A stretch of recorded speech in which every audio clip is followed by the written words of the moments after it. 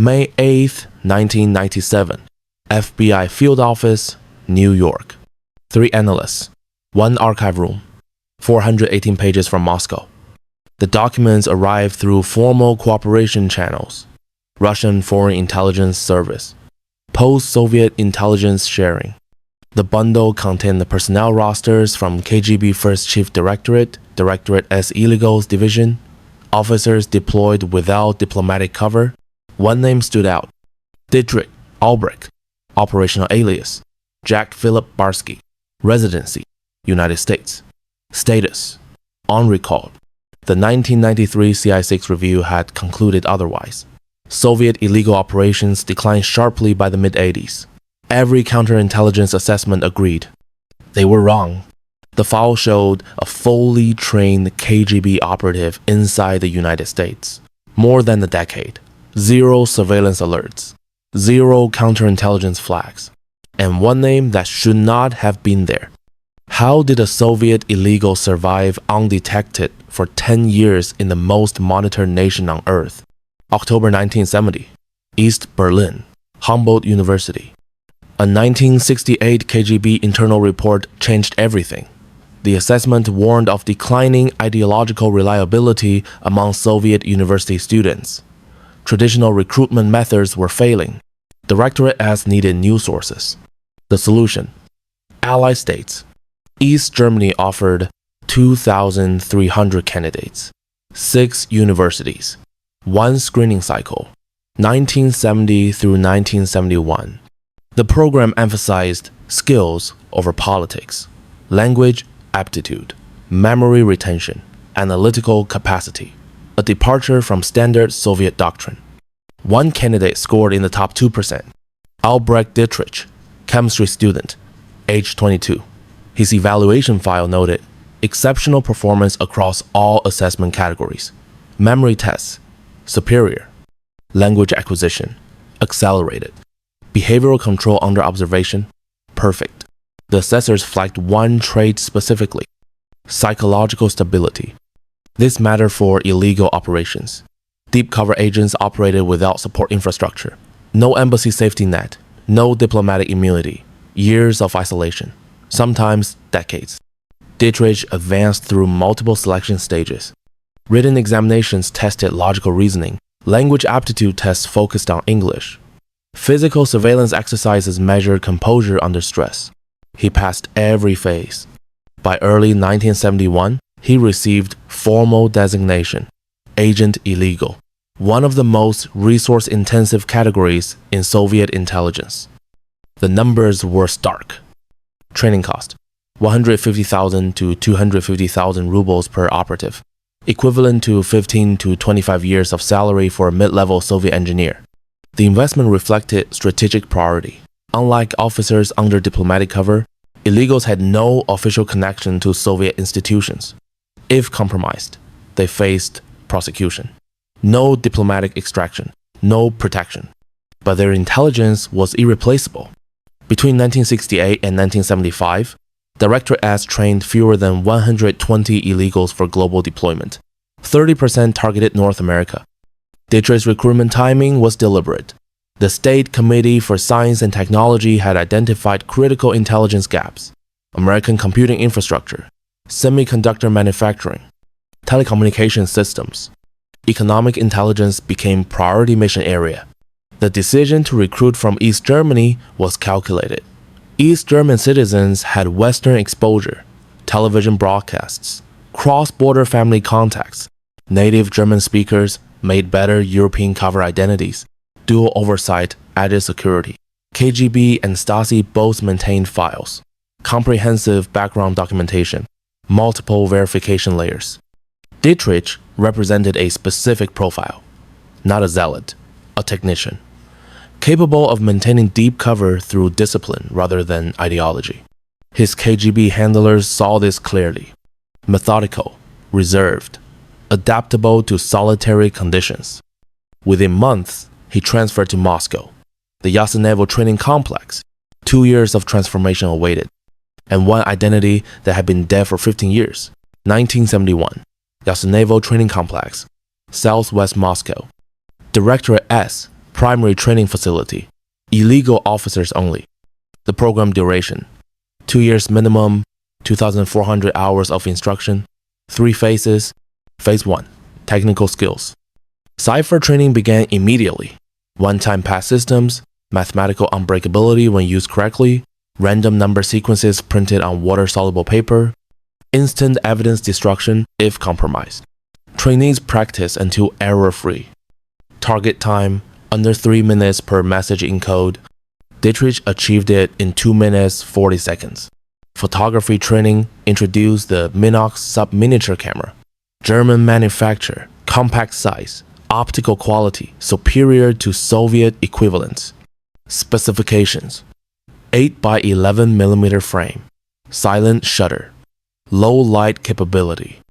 Training scenarios: photograph documents under adverse conditions, no light meter, 60-second exposure windows.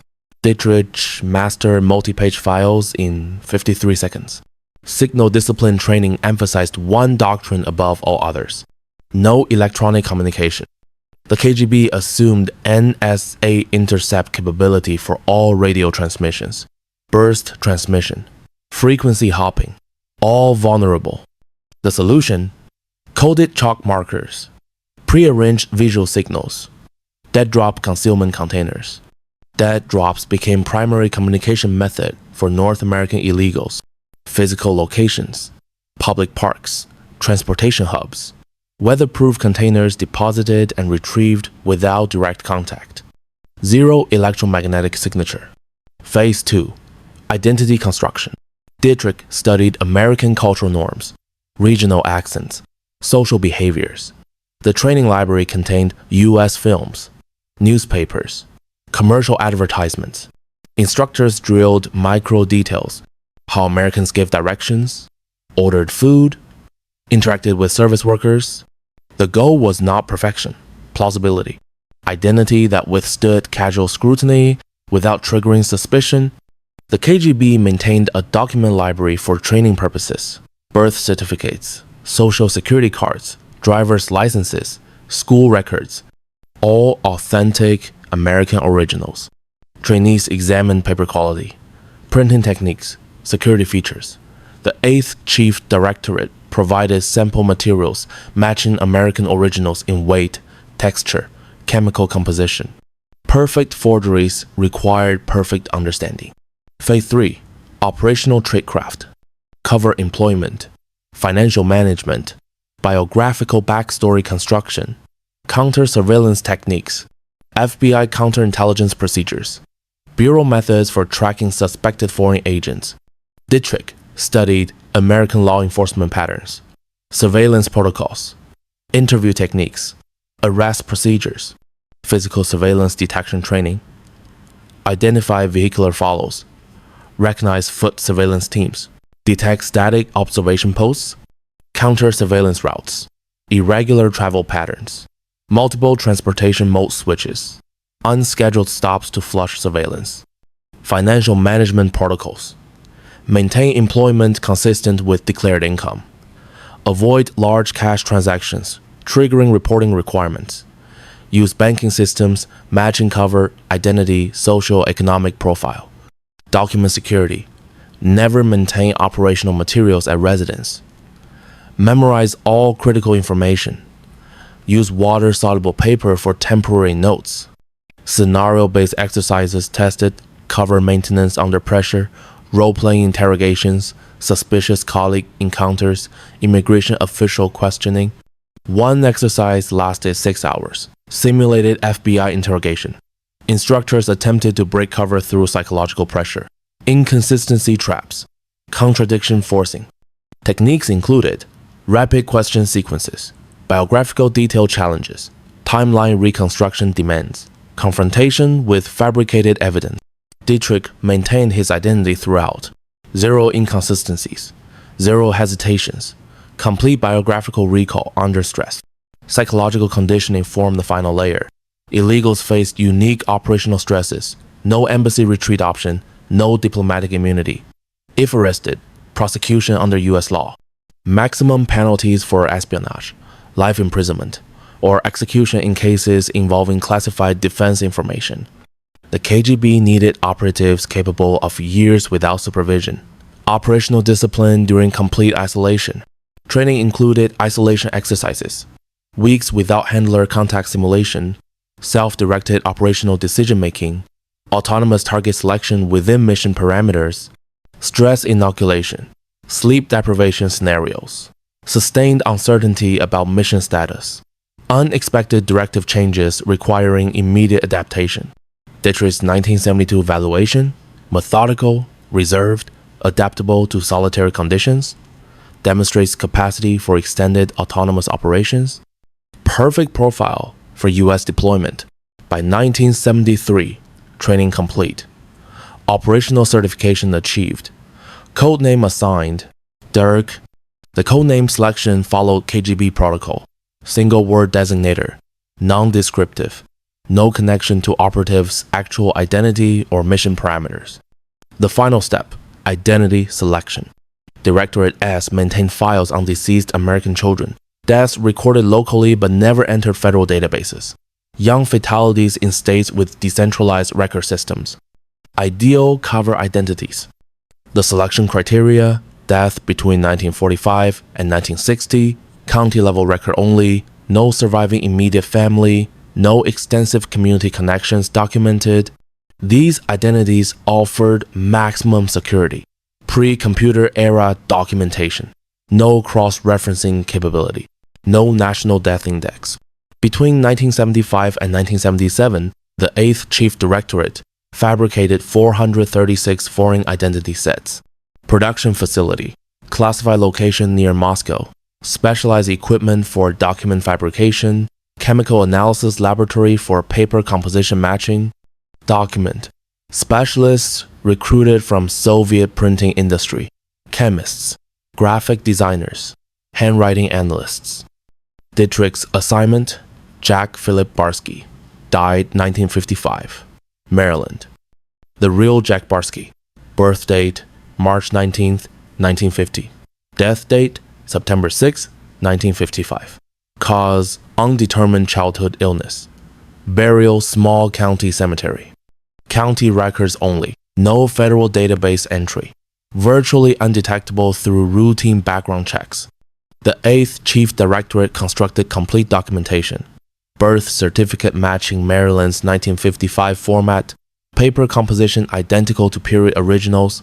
Typeface matched to specific model used in Maryland Vital Records offices. Official seal impression created from photographic analysis of authentic certificates. Wax composition matching chemical signature of Maryland State Seal from 50s. Supporting documents: baptismal record from Catholic Church in Baltimore. Elementary school enrollment forms. Partial medical history from pediatric practice. Vaccination records, dental records, report cards showing academic progression through 4th grade. Everything designed to withstand immigration and naturalization service inspection. Document examination only. No database verification in the 70s. No biometric cross-referencing. No fingerprint databases. No facial recognition systems. Identity verification. Entirely document-based. Operational plans finalized by 1975. Entry route: through Canada. Staged travel. Multiple stops. Established pattern of movement consistent with tourist or business traveler. Initial entry point: Montreal. French language capability useful. Large urban center. High volume cross-border traffic. Mission: economic and scientific intelligence. American technology sector. Focus on computing systems, software development. Telecommunications infrastructure. Specific targets: Fortune 500 corporate environments. Technology conferences. Industry publications. Professional associations. Intelligence requirements from State Committee for Science and Technology. Development cycle assessment. Procurement pattern analysis. Corporate structure documentation. Technical workforce characteristics. Projected operational lifespan 8 to 12 years. Standard recall mechanisms. Emergency dead drop. Annual Moscow meeting. Coded newspaper advertisement system. Communication protocols. monthly dead drop servicing schedule, quarterly intelligence reports, emergency contact procedures for urgent developments. Handler structure: 2 officers under diplomatic cover, alternating dead drop servicing, no direct contact with operative, communication through dead drops only, backup exfiltration plan, designated Canadian crossing points, emergency documentation cached at multiple locations, extraction timeline, 72 hours from activation. If you value factual Cold War history, consider supporting Cold War files. Everything ready. Training complete, documentation perfect, mission parameters defined, support structure established. Albrecht Dittrich would vanish. Jack Barski would emerge from a Maryland cemetery 20 years after death, and 1 decade of invisibility awaited. 1978, Montreal, Quebec. Standard KGB infiltration route. Canadian border controls focused on immigration violations. Criminal records, not intelligence threats. Entry documentation, tourist visa, stated purpose, business conference attendance, supporting materials, hotel reservation, conference registration, return flight booking, all fabricated but verifiable through surface level checks. Crossing from Canada into United States, fewer scrutiny points than direct American entry.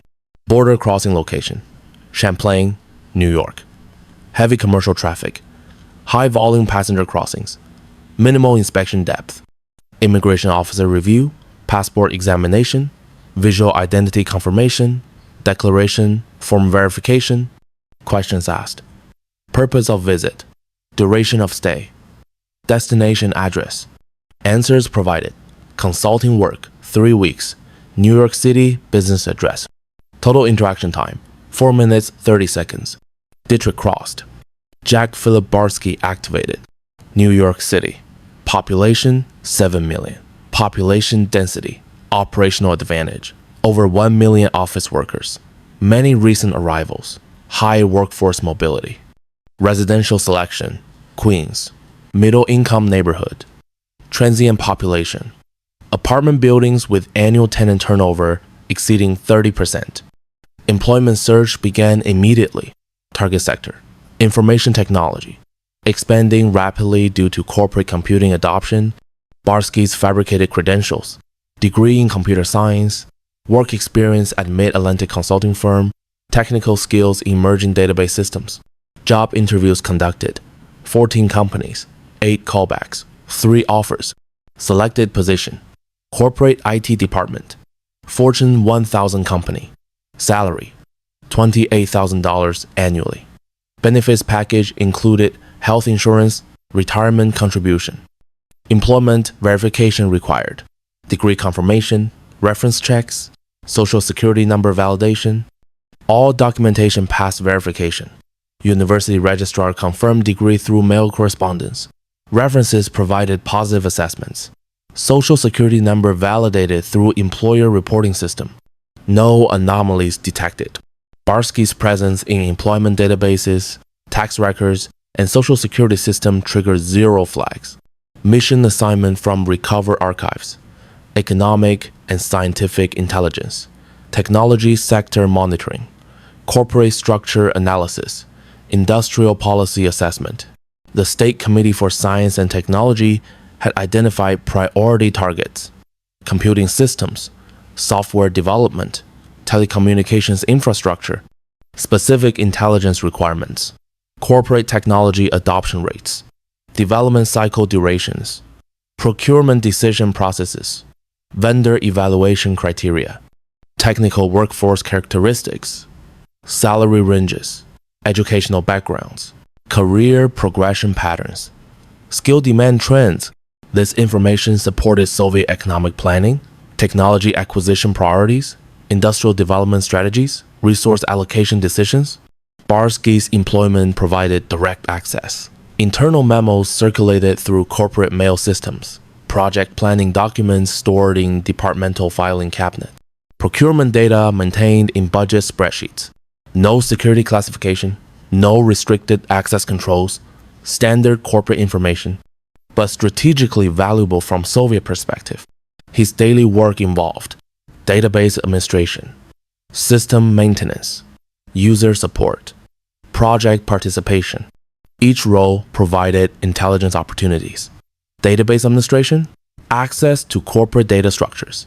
System maintenance, visibility into technology infrastructure. User support, interaction with employees across departments. Project participation, exposure to development methodologies.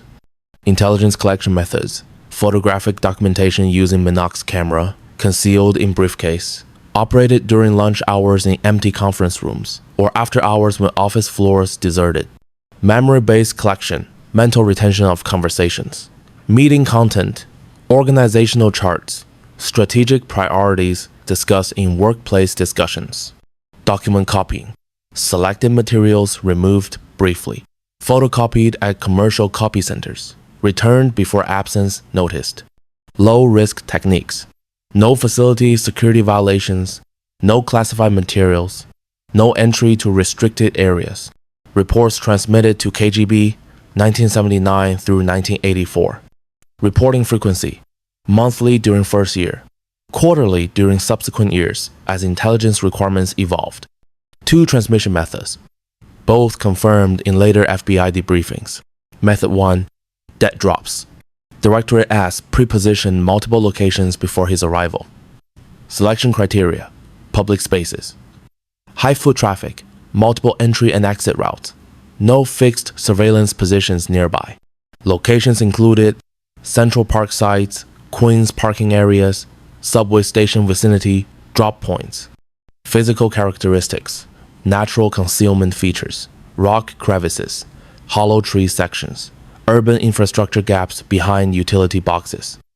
Dead drop containers, weatherproof cylindrical tubes, diameter 3 centimeters, length 15 centimeters, waterproof seals, camouflage coloring matching environment.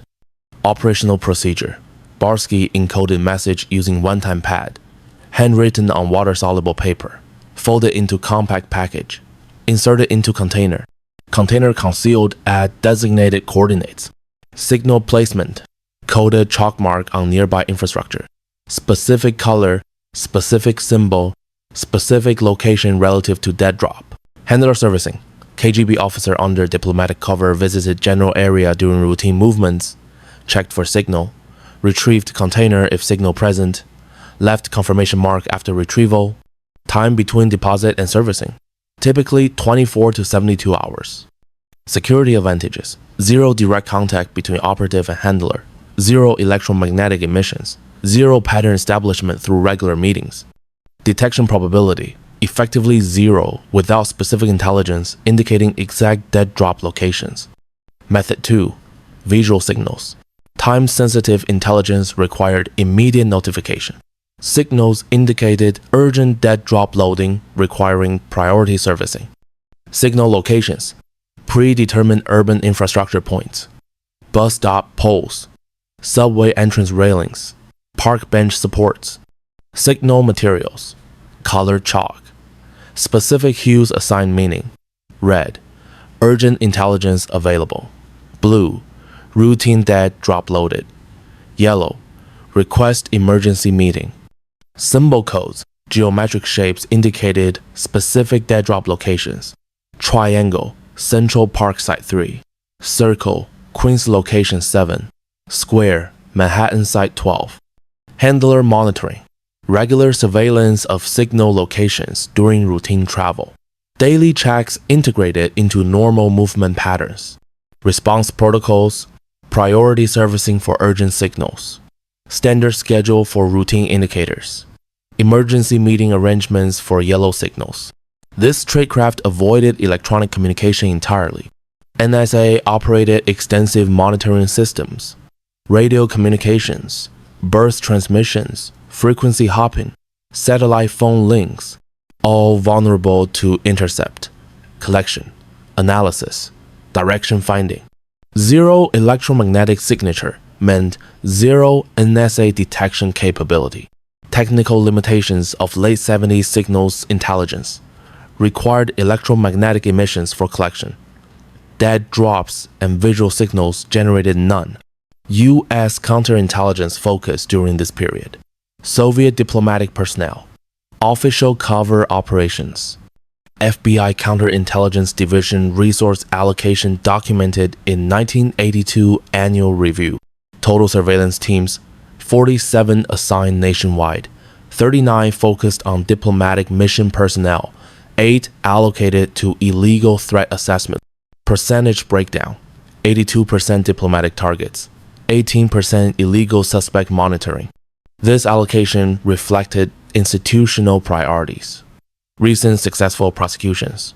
Recruited American citizens handled by diplomatic cover officers. John Walker case.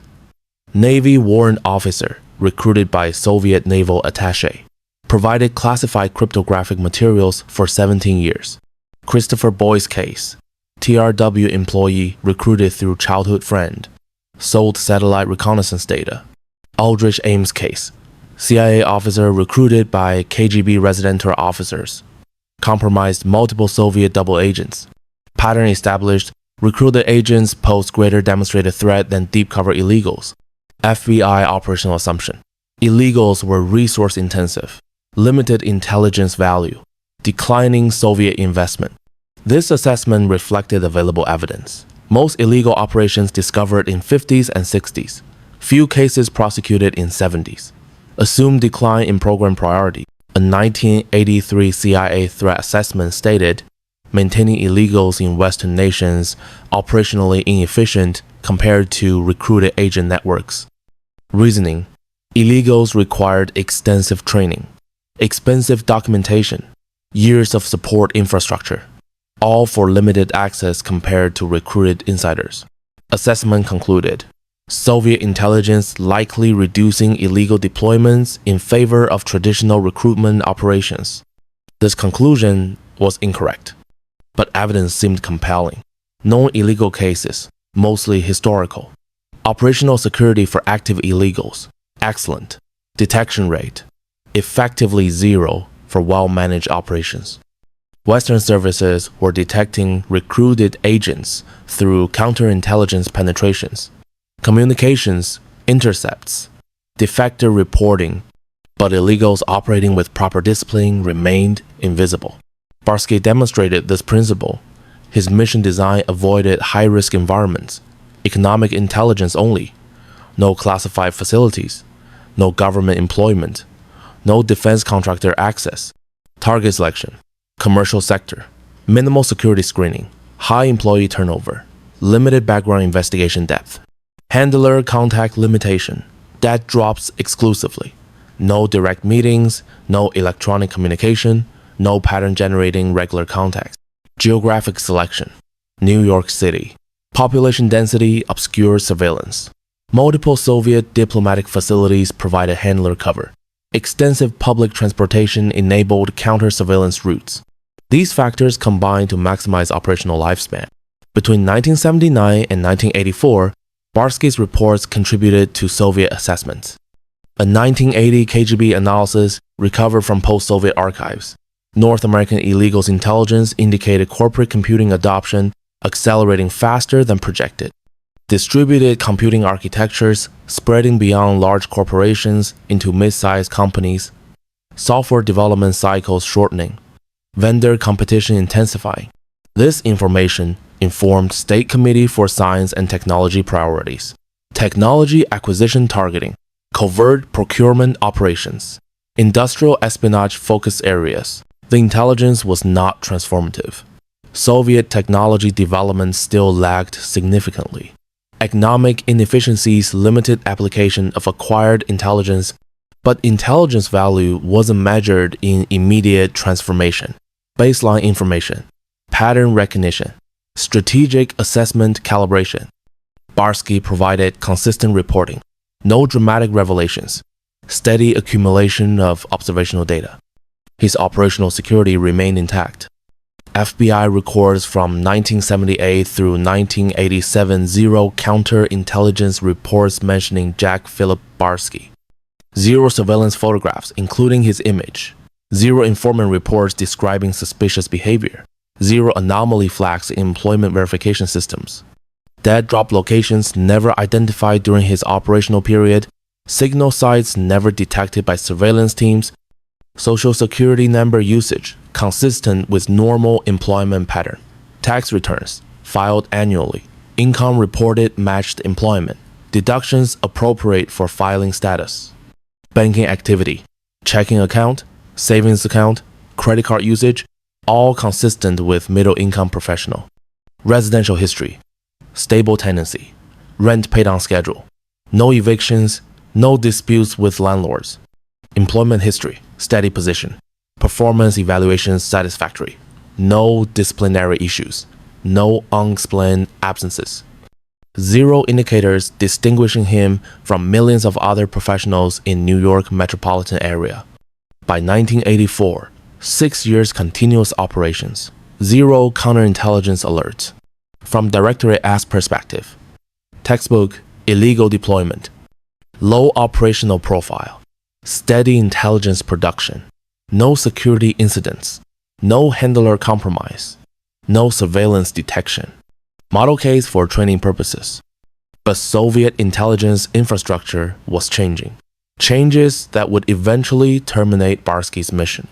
1985 through 1987. Western penetrations of KGB operations. Vitaly Yurchenko, KGB 5th Directorate officer, defected August 1985, provided information on multiple Soviet operations. Re-defected November 1985 after 3 months cooperation. Oleg Gordievsky, KGB officer assigned London Residentura, British double agent since 1974, exfiltrated by MI6 July 1985. Adolf Tokachev, Soviet aerospace engineer, CIA asset since 1979, arrested June 1985, executed 1986. Multiple networks exposed Western Europe. Spy rings collapsed. Officers recalled. Operations terminated. These compromises triggered KGB institutional crisis, security review of all operational programs, assessment of potential Western penetration extent, damage limitation measures. Directorate S included in review, illegal support programs scrutinized, communication protocols reassessed, documentation procedures examined. Budget impact was immediate. Internal KGB documents, illegal operations funding decreased 43% between 1985 and 1988.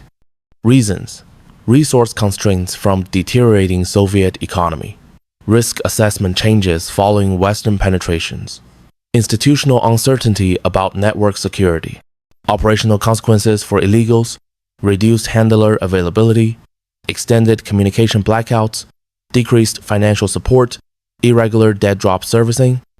Barski experienced these changes directly. Dead drop servicing frequency declined, monthly schedule disrupted, deposits remained unserviced for weeks, sometimes months. Signal acknowledgements stopped appearing, confirming marks absent after signal placement. No indication whether handlers checked signal sites. Financial transfers became irregular. Annual cash deposit through dead drops. Previously reliable, now unpredictable. By 1987, 6 months without direct communication from handlers. No serviced dead drops. No acknowledged signals. No financial support transfers. Unprecedented situation for active illegal operation. Regular contact maintained operational discipline. Provided strategic direction. Ensured handler awareness of operative status. Extended silence suggested organizational disruption beyond normal operational security procedures. Barski maintained cover, continued employment, sustained normal lifestyle patterns, avoided any behavior changes that might attract attention. Standard doctrine: continue mission during temporary communication blackouts, operate on standing orders, await contact resumption. But 6-month silence exceeded standard parameters, suggested systemic problems rather than tactical communication security. The institutional changes within Soviet intelligence were accelerating. Mikhail Gorbachev's reforms, glasnost and perestroika, economic restructuring, political liberalization, Warsaw Pact dissolution beginning, Eastern European communist governments falling, Berlin Wall collapsed November 1989. Soviet Union itself approaching terminal crisis. Within this context, a single KGB operative in New York became operational afterthought. Resources allocated to domestic crisis management, foreign intelligence operations lower priority. 1988 would bring explicit confirmation. One message that forced Barski to choose between two identities. Late 1988, New York. One dead drop surfaced after months of silence. One encoded message. One directive. Immediate extraction necessary. Terminate residency. Emergency recall phrasing. Documented in 12 KGB defector testimonies. Standard emergency protocol language. Extraction procedures defined in illegal operations doctrine. Execute within 72 hours of directive receipt. Immediate actions required. Destroy all operational materials. One-time pads burned. Photography equipment disabled beyond recovery. Dead drop container coordinates memorized, then documentation destroyed. Financial liquidation. Convert bank accounts to portable form. Cash withdrawals below reporting thresholds. Multiple transactions across different institutions. Travel preparation. Proceed to designated exfiltration point. Canadian border crossing coordinates provided in training. Handler meeting arranged through emergency protocol. Timeline. 72 hours maximum from message receipt to border crossing. Failure to comply, automatic classification as defection, permanent operational burn, termination of all contact, potential arrest warrant through Interpol if identity discovered. Barski received the message, decoded it using his one-time pad, verified authentication codes, valid directive from Directorate S. He did not comply. 10 years inside United States. Stable employment established, professional reputation developed, workplace relationships formed, and circumstances not anticipated during training. Family established. Personal connections beyond operational cover requirements. Decision to remain violated illegal tradecraft fundamentals. Operatives trained specifically to maintain psychological separation from cover identities. Relationships treated as operational tools, not authentic emotional investments. KGB psychological screening emphasized capability for sustained identity compartmentalization, ability to abandon cover life on command. Barski's initial evaluations noted emotional restraint and operational discipline as qualifying characteristics. But 10 years living as Jack Barski changed calculations. Cover identity, initially constructed as operational necessity, but sustained over a decade, became integrated self-concept, not merely assumed role. The psychological transformation was documented in later debriefings. Operative maintained two identity layers initially. Albrecht Dittrich, authentic self. Jack Barski, operational mask. Over time, boundaries eroded. Jack Barski became primary identity. Albrecht Dittrich, distant memory of previous existence. This transformation was unintended consequence of long-duration illegal operations. KGB training anticipated years-long deployments, but psychological effects of decade-plus missions inadequately understood. Additionally, geopolitical context changed fundamentally. Late 1988, Soviet authority across Eastern Europe collapsing. Solidarity movement forcing democratic reforms. Hungary dismantling border fence with Austria. Czechoslovakia mass protests against communist government. Economic conditions inside USSR. Catastrophic decline. Consumer goods shortages. Industrial production falling. Foreign currency reserves depleted. Political structure. Gorbachev reforms undermining Communist Party authority. Glasnost exposing government failures. Perestroika disrupting economic systems without creating functional replacements. The organization that sent Barski to America, fragmenting from internal contradictions. KGB itself, affected by broader Soviet institutional collapse, budget cuts, personnel reductions, operational program cancellations. Within this context, recall directive implications changed. If Barski refused and KGB maintained institutional capacity, arrest upon return, forced repatriation if discovered, prosecution for unauthorized mission termination, But if Soviet system collapsed entirely, consequences became theoretical. No enforcing authority, no operational infrastructure, no punishment mechanism. Late 1988, Soviet collapse seemed increasingly probable, not certain, but plausible enough to factor into decision calculation. Barski chose to remain in United States. Risk assessment. FBI might eventually discover his identity, but immediate certainty of punishment in Soviet Union outweighed future possibility of American prosecution. Directorate S documented his non-compliance. 1989 operational ledger recovered from KGB archives. Dirk status inactive, presumed defected. No contact since directive issuance. Operational file closure recommended. Administrative notation followed. Codename retired from active registry. No further resource allocation authorized. For Barski, decision meant permanent severance from KGB. No future contact, no handler support, no emergency exfiltration option. Complete operational isolation. And constant threat, exposure. If American authorities obtained Soviet archives documenting his true identity, that threat materialized after 1991. December 26, 1991, Soviet Union formally dissolved. 15 independent republics emerged. Russian Federation inherited Soviet government structures. KGB reorganized into multiple successor agencies. SVR Foreign Intelligence. FSB Domestic Security. Multiple smaller services for specialized functions. Administrative chaos resulted. Files transferred between agencies. Organizational boundaries redrawn. Personnel reassigned. Budget allocations disputed. Thousands of officers. Employment status uncertain. Pension rights questioned. Institutional loyalty fractured.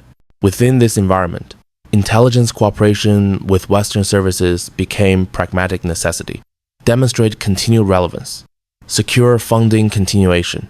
Establish legitimacy in post-Soviet era. Between 1991 and 1996, over 300,000 KGB documents entered various accessibility levels, some through formal intelligence cooperation, CIA-SVR coordination on counterterrorism, FBI-FSB exchanges on transnational crime, others through defector disclosures. Former KGB officers emigrating to West, bring documentation as insurance or bargaining leverage, some through unauthorized leaks, Russian journalists obtaining files, Western intelligence services receiving documents from unofficial sources. Barski's operational file appeared in 1996 document transfer. Context: routine intelligence cooperation between SVR and FBI. Focus area: counterterrorism and organized crime. Historical Cold War materials included as supplementary background information. The transfer contained Directorate S personnel rosters spanning 1970 through 1990, operational summaries for closed cases, training program documentation, support infrastructure records. Barski's entry, listed under both names: Dittrich, Albrecht, real identity, Barski, Jack Philip, cover identity, mission assignment, United States Economic Intelligence. Operational period, 1978 through 1988. Status: defected, presumed inactive. FBI analysts processing the transfer. Standard procedure involved cross-referencing names against U.S. databases. Barski's cover name appeared in Social Security Administration records, Internal Revenue Service tax filings, New York State employment databases, credit bureau files. All indicated currently active individual, employed, tax-paying, credit using. Inconsistencies emerged immediately. Social Security number issuance date 1978, but birth year listed 1950, 28-year delay between birth and Social Security number acquisition. Unusual but not impossible. Rural births sometimes resulted in delayed documentation, but pattern warranted investigation. Employment history, continuous from 1978 forward. No prior work history documented. No military service.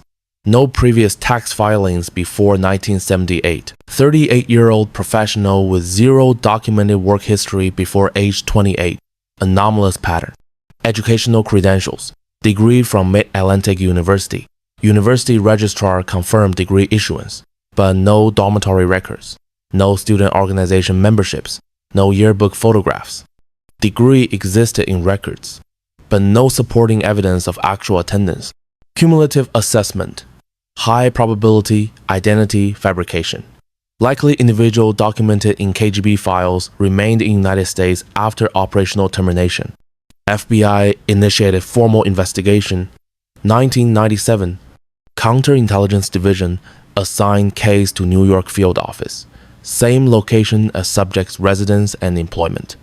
Initial surveillance. Confirm current status. Assess current activities. Determine if ongoing intelligence operations. Surveillance duration, 8 weeks. 24-hour coverage intermittently. Electronic monitoring. None authorized due to legal restrictions without FISA warrant. Observations.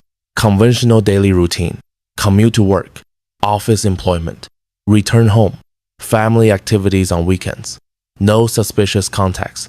No dead drop visits. No signal placement activities. Communications monitoring through legal methods. No international calls to Russia or former Soviet states. No unusual mail patterns. No encrypted email usage. Financial analysis through legal access. Bank accounts consistent with declared income. No large unexplained deposits. No cash transactions above reporting thresholds. No offshore accounts detected. Assessment. No evidence of current intelligence activity.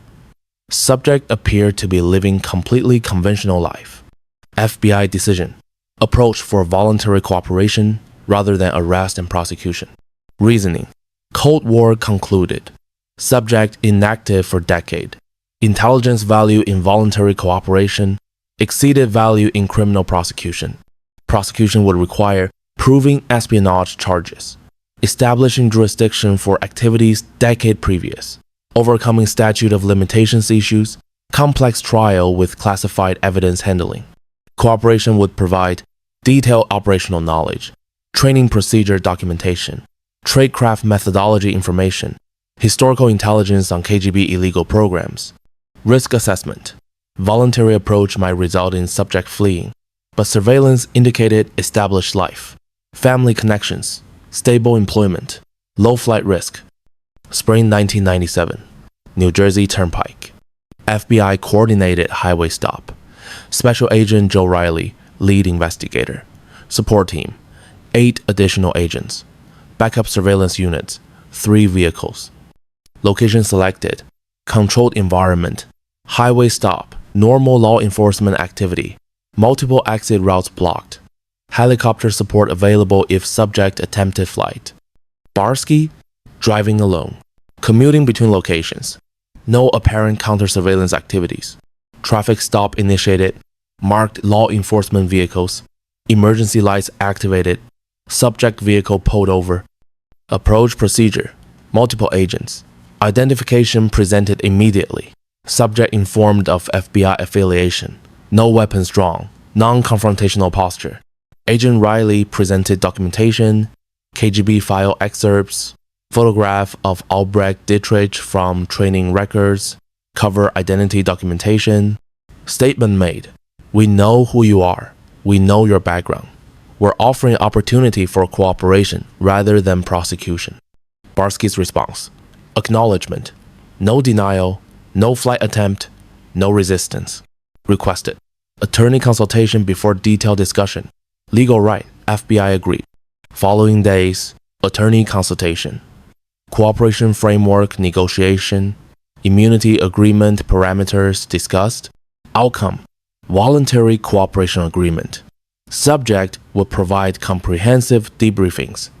Full disclosure of operational knowledge. Testimony in classified settings. Exchange. Prosecutorial immunity for past activities. Immigration status resolution. Permission to remain in United States. No public disclosure of identity. Cooperation framework finalized. Debriefings began. FBI headquarters. CIA Counterintelligence Center, secure facilities, classified environment, debriefing duration, over 120 hours across 14 months, multiple sessions, different interrogators, verification procedures throughout, topics covered comprehensive, recruitment procedures, KGB talent identification methods, screening criteria, selection processes, psychological evaluation techniques, training curriculum, complete Yasnevo program breakdown, technical skills instruction, identity construction methods, operational tradecraft, counter-surveillance techniques, documentation fabrication, 8th Chief Directorate procedures, paper composition matching, typeface replication, seal impression creation, supporting documents generation, mission planning, assignment procedures, target selection criteria, handler structure, communication protocols, financial support mechanisms,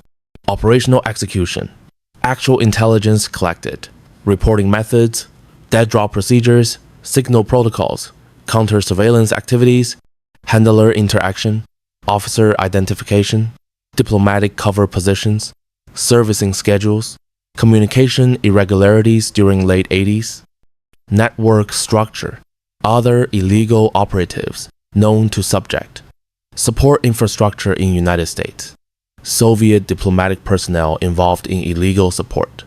Barski's information proved valuable across multiple dimensions.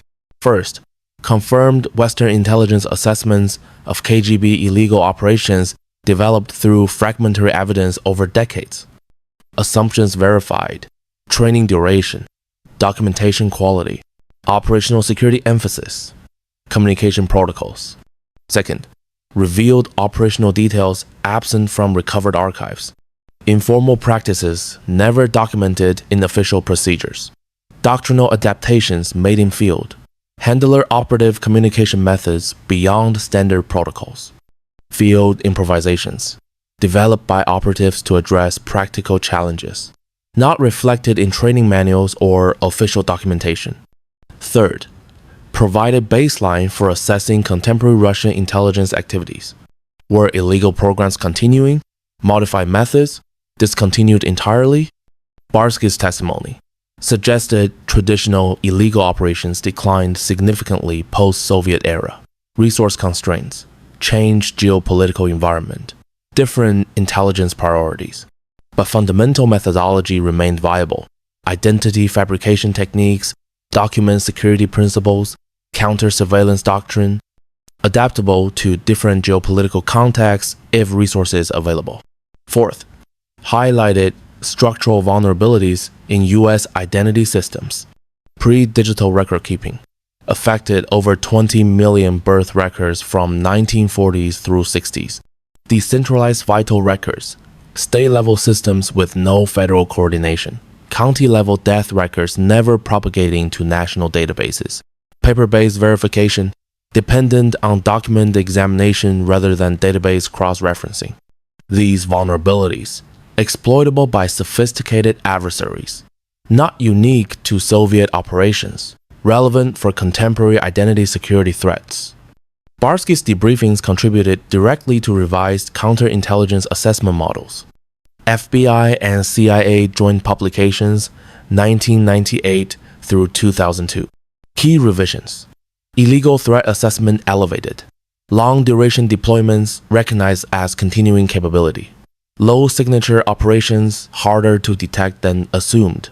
Recommendations included enhanced screening for biographical inconsistencies, expanded database cross-referencing, improved vital records coordination between federal and state systems, training curriculum updates, counterintelligence officers trained on illegal detection indicators, behavioral patterns, documentation anomalies, lifestyle inconsistencies, policy initiatives, biometric enrollment for federal identification documents, Social Security Administration verification procedures enhanced, birth certificate security features standardized. 2004. FBI internal review examined Barski case comprehensively. Review scope, assess detection failures, evaluate policy implications, recommend systematic improvements. Primary conclusion: The Barski file remains one of the most comprehensive examples of a fully developed Soviet illegal operative successfully embedded within the United States. Secondary finding. His case demonstrates illegals operating in low-security environments can survive extended deployments without detection if mission parameters avoid high-risk technical espionage and handler contact maintained minimal profile. Structural assessment. Subjects' decade-long undetected presence resulted from effective documentation, fabrication, appropriate target selection, avoiding security-screened environments, disciplined operational security, and institutional counterintelligence focus on diplomatic cover threats rather than illegal operations. Policy recommendations comprehensive. Biometric enrollment for all federal ID documents. Enhanced vital records database integration. Expanded counterintelligence resources for non-diplomatic threat monitoring. Improved biographical verification procedures for employment security. Legislative impact. Recommendations contributed to Real ID Act development. Enhanced driver's license security standards. Federal state database integration requirements. Barski himself. Continued cooperation beyond initial debriefing. Provided testimony. Classified briefings for intelligence community personnel. Counterintelligence training programs. Educational curriculum development. FBI and CIA utilized his case in coursework, training scenarios, threat assessment models. His cooperation recognition. Legal proceedings resolved immigration status favorably. No prosecution pursued. Permitted continued U.S. residence. Outcome represented pragmatic resolution across interests. United States gained comprehensive intelligence on Soviet illegal operations, historical documentation, training insights, threat assessment data, no cost of lengthy espionage trial, no diplomatic complications with Russian Federation. Barski achieved. Avoided imprisonment, maintained family relationships, resolved legal status, continued living under established identity. Russian services faced no operational disruption. Network already inactive for years. Methods described already obsolescent by late 90s. No current operations compromised. From historical perspective, case illustrated Cold War intelligence complexity beyond simplistic narratives. Barski was operational data point, not heroic or villainous figure. Technician performing assigned intelligence collection for distant strategic planners. Mission avoided dramatic moral extremes. Industrial intelligence collection. Corporate technology monitoring. No nuclear secrets. No classified defense information. No direct national security threat. But operational success revealed sophisticated adversaries could exploit bureaucratic fragmentation, institutional blind spots, systemic vulnerabilities. 2008 analysis. CIA Center for the Study of Intelligence. Assessment. Barski case remained relevant for contemporary threat environment. Cold War ideological confrontations ended, but operational principles underlying illegal programs remained viable for state and non-state actors. Patient identity construction, bureaucratic SIEM exploitation, low signature activity maintenance. These principles transferable across different geopolitical contexts, applicable by various adversaries pursuing Western intelligence penetration. Case closed without confrontational resolution. No dramatic arrest. No sensational trial. No public exposure creating diplomatic incident. Barski continued living under assumed identity decades after mission termination. FBI obtained valuable historical intelligence. Russian services lost inactive asset, already written off operationally. Resolution. Bureaucratic rather than cinematic. Reflected reality. Most intelligence operations conclude in administrative obsolescence rather than dramatic exposure. If you value factual Cold War history, consider supporting Cold War files. The Barski file remains counterintelligence training reference. Study in classified settings, example of successful illegal deployment, structural vulnerabilities that enabled it. Informs contemporary identity security assessments, bureaucratic oversight analysis, state actor penetration methods. 2015, Barski published memoir, Operational Experiences Described, Intelligence agencies noted security-related omissions. Publication generated public interest. Cold War intelligence operations, discussions. Ethics and effectiveness debates regarding long-term espionage program. Case contributed to immigration security debates. Identity verification in digital era. Barski's decade undetected highlighted persistent vulnerabilities despite technological advances. Policy initiatives followed. Vital records database consolidation. Biometric enrollment expansion. Lessons drawn partly from cases like his. Historical significance. Insight into intelligence method defining Cold War clandestine dimension. Illegals. Most resource-intensive espionage form. Most psychologically demanding. Operatives abandoned identities. Lived as permanent strangers. Method effectiveness depended not on technology, on human discipline, bureaucratic fragmentation, institutional blind spots. Barski case demonstrated Cold War success often avoided dramatic confrontations. Patient, low visibility collection.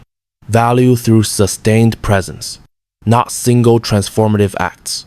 His intelligence never decisive, but reliable, consistent, informed Soviet planning without triggering countermeasures. Intelligence work as commonly practiced, methodical, unglamorous, effective through invisibility. Documentation surrounding case. Recover KGB files. FBI investigative reports. Barski testimony. One of most complete illegal operation records. Recruitment through exposure. Valuable for understanding Soviet intelligence methods. Personal experience of operatives maintaining constructed identities. Decades after Cold War conclusion, Barski case remains reminder. Intelligence work rarely resembles dramatizations, defined by bureaucratic processes, identity maintenance, accumulation of small observations, not high-stakes confrontations. Espionage success depends on exploiting administrative gaps, institutional assumptions, as much as sophisticated technology or brilliant tradecraft. Jack Barski lived in America for a decade before anyone found out. His story, Cold War intelligence work as it actually existed, patient, methodical, invisible, until archives opened and files revealed what had been hidden in plain sight. If you value factual Cold War history, feel free to comment, subscribe, and leave a like to support Cold War Files.